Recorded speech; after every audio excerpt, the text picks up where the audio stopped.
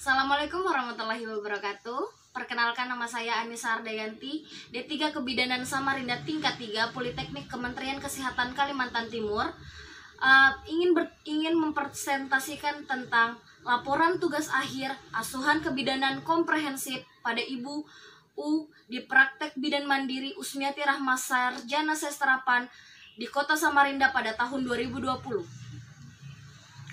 Laporan tugas akhir terdiri dari bab 1 yaitu pendahuluan, bab 2 tinjauan teori, bab 3 metode laporan kasus, bab 4 tinjauan kasus, bab 5 pembahasan, bab 6 penutup.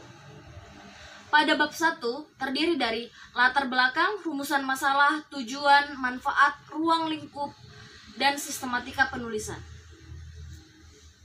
Pada latar belakang tercatat angka kematian ibu terjadi mencapai 303.000 jiwa per 100.000 jiwa kelahiran hidup pada dunia tahun 2016 menurut WHO 2016. Angka kematian ibu di Kalimantan Timur pada tahun 2016 mencapai 137 jiwa dan angka kematian bayi mencapai 20 jiwa. Profil Kesehatan Kalimantan Timur 2016. Berdasarkan Profil Kesehatan Kota Samarinda 2017, angka kematian ibu di Samarinda mencapai 15 jiwa. Sedangkan angka kematian bayi mencapai angka 30 jiwa. Profil Dinkes Kota Samarinda tahun 2017. Puskesmas Bengkuring pada tahun 2018 didapatkan angka kematian bayi sebanyak 1 jiwa. Menurut Puskesmas Bengkuring 2018.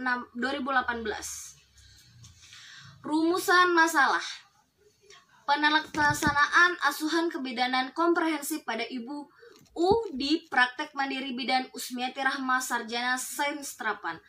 Tujuannya memberikan asuhan kebidanan secara komprehensif pada Ibu U dengan menggunakan pola pikir ilmiah melalui pendekatan manajemen kebidanan.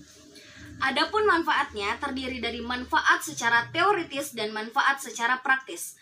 Ruang lingkupnya meliputi kehamilan, persalinan, bayi baru lahir, nifas, neonatus, dan pelayanan kontrasepsi. Pada sistematika penulisan, bagian awal pada bagian inti terdiri dari bab 1, bab 2, bab 3, bab 4, bab 5, dan bab 6, dan terakhir pada bagian akhir. Bab 2 terdiri dari konsep dasar teori dan konsep dasar manajemen. Konsep dasar teori terdiri dari kehamilan, persalinan, bayi baru lahir, nifas, neonatus, dan kontrasepsi. Konsep dasar manajemennya terdiri dari pengkajian, interpretasi data, identifikasi diagnosis masalah, identifikasi kebutuhan segera, intervensi, implementasi, dan evaluasi. Pada bab 3 terdiri dari jenis karangan ilmiah, lokasi dan waktu, subjek waktu, teknik pengumpulan data dan analisa data, instrumen, kerangka kerja, etika penelitian, dan keterbatasan. Bab 4, tinjauan kasus. Yang pertama ada dokumentasi pada antenatal care, dokumentasi pada intranatal care, dokumentasi pada bayi baru lahir, dokumentasi pada postnatal care, dokumentasi pada neonatus, dan dokumentasi pada kontrasepsi. Antenatal care 1 atau ANC 1 pada tanggal 16 Maret 2020 jam 17 WITA di BPM Usmiati Rahma. Keluhan ibu tidak ada. HPHT atau haid pertama haid terakhir 18 Juni 2019. Tafsiran persalinan 25 Maret 2020. Pemeriksaan umum ibu baik, tekanan darah 120/70 mmHg, nadi 88 kali per menit, suhu 36,9 derajat Celcius, napas 21 kali per menit. Antropometri, tinggi badan ibu 150 cm, berat badan sebelum hamil ibu 65 kg, berat badan saat ini 76 kg, lingkar lengan atas ibu 29 cm. Pemeriksaan fisik, pada payudara ibu belum ada pengeluaran kolostrum, hiperpigmentasi pada areola, puting susu menonjol keduanya, dan tidak teraba massa atau odem. Abdomen tidak ada striae. Terdapat linea nigra pembesaran sesuai masa kehamilan, simetris, dan tidak ada bekas luka operasi. Tinggi fundus uteri 29 cm, TBJ atau tafsiran berat janin yaitu 2.935 gram. Leopard 1, tinggi fundus uteri sejajar dengan Prisespideus, teraba bagian lunak, kurang bulat, kurang melenting yaitu bokong janin. Leopard 2, sisi kiri teraba bagian panjang dan keras seperti papan yaitu punggung janin, dan bagian kanan ibu teraba bagian terkecil janin yaitu ekstremitas. Leopard 3 pada SBR teraba bagian keras, bulat dan melenting yaitu kepala janin. Bagian terendah janin masih dapat digoyangkan dan Leopard 4 tidak dilakukan. Genitalia terdapat keputihan berwarna putih kekuningan dan tidak berbau. Tidak ada pembengkakan pada kelenjar Bartolini dan scan. Belum ada pengeluaran lendir darah dan air ketuban. Pemeriksaan penunjang USG dilakukan selama 2 kali. Janin tunggal hidup intrauterin. Pemeriksaan laboratorium pada hemoglobin yaitu 11,5 gram per desiliter, G2P1001, usia kehamilan 38 minggu 6 hari, janin tunggal hidup. Pada ANC1, ibu diberikan pendidikan kesehatan tentang persiapan persalinan dan menganjurkan ibu untuk melakukan kunjungan ulang pada tanggal 25 Maret 2020. ANC2 dilakukan pada tanggal 28 Maret 2020 jam 7 malam di Bidan Praktek Mandiri Usmiati Rahma Sarjana Sastrapan. Keluhan ibu mengeluh sering merasakan kencang-kencang pada perutnya. Keadaan umum ibu baik, tekanan darahnya 120/80 mmHg, nadinya 90 kali per menit, suhunya 37 derajat Celcius, dan pernafasannya 20 kali per menit. Pengukuran antropometri. Tinggi badan ibu 150 cm, berat badan saat ini 77 kg, lilanya 29 cm.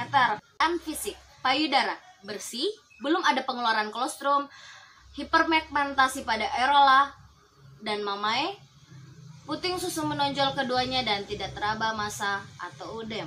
Abdomen tidak ada striae, terdapat linea nigra, terdapat pembesaran sesuai masa kehamilan, simetris dan tidak ada bekas operasi. G2P1001, usia kehamilan 40 minggu 5 hari, janin tunggal hidup intrauterin. Menganjurkan ibu untuk kembali datang saat terdapat tanda-tanda persalinan. His semakin kuat, keluar lendir darah dan keluarnya air ketuban. Segera datang ke BPM Usmiati Rahma Sarjana Sastrapan. INC Kala 1 pada tanggal 28 Maret 2020 jam 21 WITA di BPM Usmiati Rahma Sarjana Sastrapan. Kala 1, ibu datang dengan keluhan perutnya semakin terasa kencang-kencang sejak pukul 19 hingga 21. Ibu merasakan kencang-kencang pada perutnya semakin sering dan durasi yang lama dan memeriksakan ke BPM Usmiati Rahma Sarjana Sastrapan didapatkan hasil pemeriksaan 2 cm. INC Kala 2, Kala 3 dan Kala 4. Pada Kala 2, ibu mengatakan ingin meneran bersama dengan terjadinya kontraksi pada tanggal 29 Maret 2020 jam 00.45 WITA. His 4 kali 10 menit dengan durasi 50 sampai 55 detik. Terdapat pengeluaran lendir darah, tidak ada massa dan udem. Pembukaan 10 cm. Kala 2 ibu berlangsung selama 10 menit. Kala 3 ibu diberikan suntik oksitosin 10 unit secara intramuskular. Keadaan umum ibu baik, kontraksi uterus baik, kandung kemih kosong, terdapat tanda pelepasan plasenta dan dilakukan dorsokranial hingga plasenta lahir. Lama Kala 3 ibu berlangsung selama 17 menit. Kala 4 plasenta lahir lengkap, tidak terdapat robekan parapenium, perdarahan kurang lebih 220 cc, TFU 1 jari di bawah pusat. kontraksi bayi kandung kemih kosong, observasi 2 jam postpartum. Bayi baru lahir. Bayi Ibu U lahir spontan pada tanggal 29 Maret 2020 pukul 00.55 WITA.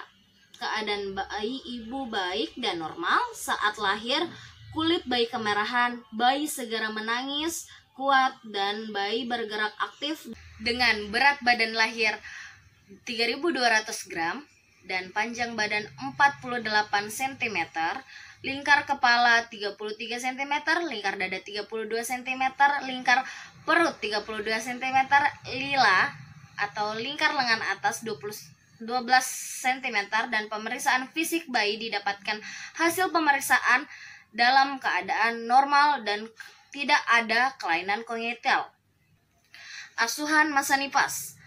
Kunjungan nifas pertama yaitu dilakukan dari 6 jam sampai 3 hari. Waktu pelaksanaan tanggal 29 Maret 2020 jam 11.30 WITA. Pada kunjungan nifas pertama dilakukan 6 jam setelah persalinan. Keluhan, ibu mengatakan perutnya masih mulas. KU ibu baik, tekanan darah 110/70 mmHg, nadi 88 kali per menit, RR 22 kali per menit, dan suhu 36,8 derajat Celcius. Pemeriksaan fisik ibu U normal.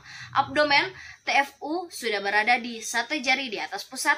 KF2 atau kunjungan nifas 2 yang terjadi pada 4-28 hari. Waktu pelaksanaan tanggal 2 April 2020 jam 17 WITA. Pada kunjungan kedua dilakukan 5 hari setelah persalinan. Keluhan, ibu mengatakan masih sering nyeri pada bagian perut ibu. KU ibu baik. KF3 atau kunjungan nifas 3 terjadi dari 29 hari sampai 42 hari. Waktu pelaksanaan 30 April 2020 pukul 19.00 WITA. Pada kunjungan ketiga dilakukan 32 hari setelah persalinan. Keluhan tidak ada. KU ibu baik. Tekanan darah 120/7 mmHg, nadi 96 kali per menit, RR 23 kali per menit, TEM atau suhu 36,9 derajat Celcius. Hasil pemeriksaan fisik ibu U normal. Abdomen TFU tidak teraba. Genitalia tampak pengeluaran lochia alba. Memberikan ibu KEE tentang kontrasepsi yang ingin diambil. KN1 atau kunjungan neonatus pertama dilakukan 6 jam sampai 3 hari. Waktu pelaksanaan 29 Maret 2020 pukul 11.45 WITA. Pada kunjungan pertama dilakukan 6 jam setelah kelahiran. Dilakukan pemantauan dan pemeriksaan bayi. Berat badan 3.200 gram. Tinggi badan 48 cm. Abdomen terdapat 2 arteri 1 vena. Tidak ada tanda-tanda infeksi. Ekstremitas jari-jari tangan dan jari-jari kaki lengkap. KN2 atau kunjungan neonatus 2 dilakukan dari hari ketiga sampai hari ke-7. Waktu pelaksanaan tanggal 2 April 2020 pukul 17 WITA. Pada kunjungan kedua dilakukan 5 hari setelah kelahiran. Dilakukan pemantauan dan pemeriksaan bayi. Mendapatkan ASI setiap 2 jam sekali. Bayi telah buang air kecil 4-5 kali per hari. Warna kuning BAB 3 kali sampai 4 kali per hari. Warna kuning kecoklatan. KU bayi baik. RR 42 kali per menit. Nadi 136 kali per menit. Suhu 37,1 derajat Celcius. Bayi, berat badan bayi 3.600 gram. Abdomen tidak kembung. Tali pusat belum lepas, bising usus 5 kali per menit. Tidak ada kelainan pada neonatus saat dilakukan pemeriksaan fisik. Pada kunjungan ketiga dilakukan 25 hari setelah kelahiran. Dilakukan pemantauan dan pemeriksaan bayi. Bayi mendapatkan ASI setiap 2 jam sekali. Bayi telah buang air kecil 4-6 kali per hari. Warna kuning BAB 4-5 kali per hari. Warna kuning KU baik. RR 46 kali per menit. Nadi 138 kali per menit. TEM atau suhu 37,1 derajat Celcius. Berat badan bayi 42 gram. tinggi badan bayi 52 cm, abdomen tidak kembung, bising usus 3 kali per menit, tidak ada kelainan pada neonatus saat dilakukan pemeriksaan fisik, dan ibu diberikan KIE tentang memandikan bayi. Asuhan kontrasepsi. Tanggal pengkajian yaitu tanggal 9 Mei 2020. Waktu pengkajian jam 17 WITA, tempat bidan praktek mandiri Usmiati Rahma, Sarjana Sestrapan. Keluhan tidak ada, pemeriksaan umum KU baik, tekanan darah 110/80 mmHg, nadi 96 kali per menit, RR 21 kali per menit, suhu 36,9 derajat Celcius. Pemeriksaan fisik, hasil pemeriksaan fisik pada Ibu U dalam keadaan baik dan normal. Ibu diberikan penjelasan mengenai info concern, metode, keuntungan dan kekurangan alat kontrasepsi pil progestin karena KB ini tidak mempengaruhi produksi ASI. Ibu diberikan alat kontrasepsi pil progestin untuk dikonsumsi di rumah pada jam 17.48 WITA dan disuruh kembali ke bidan praktek mandiri Usmiati Rahma ST pada saat pil yang diberikan telah habis. Bab 5. Pembahasan pada ANT Natal Care atau ANC. Berdasarkan kartu skor Puji Rohayati, Ibu U adalah ibu hamil trimester 3 dengan kehamilan resiko rendah. Jumlah skor 2 yaitu dari skor awal untuk ibu hamil. Pada pertemuan kedua tanggal 28 Maret 2020, ibu mengeluh sering kencang-kencang pada perutnya dikarenakan mendekati waktu persalinan. Dengan ini penulis melakukan pengawasan selama kehamilan. Proses kehamilan dapat berjalan dengan baik.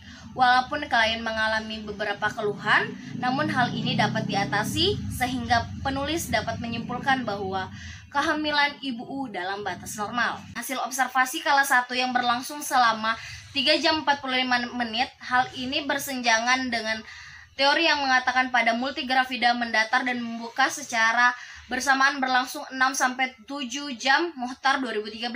Hasil observasi kala 2 Ibu U berlangsung selama 10 menit. Hal ini membuat kesenjangan dengan teori yang menyatakan bahwa pada multipara rata-rata 0,5 jam atau setengah jam sampai 1 jam menurut Manduaba 2012. Bayi baru lahir pukul 00.55 WITA tanggal 29 Maret 2020. Jenis kelamin perempuan, berat badan bayi 3.200 gram, panjang badan 48 cm, dan lahir pada usia kehamilan 40 minggu 5 hari. Hal ini sesuai dengan teori yang menyatakan bayi baru lahir batas normal adalah bayi yang lahir dengan umur kehamilan 37 minggu sampai 42 minggu dan berat badan lahir 2.500 sampai 4.000 gram. Varney 2008. Bayi memiliki berat badan normal dengan teori ini, namun berat badan bayi termasuk kecil masa kehamilan menurut tabel berat badan bayi sesuai masa kehamilan, dan yang seharusnya berat badan bayi 3.300 sedangkan bayi Ibu U hanya 3.200 gram.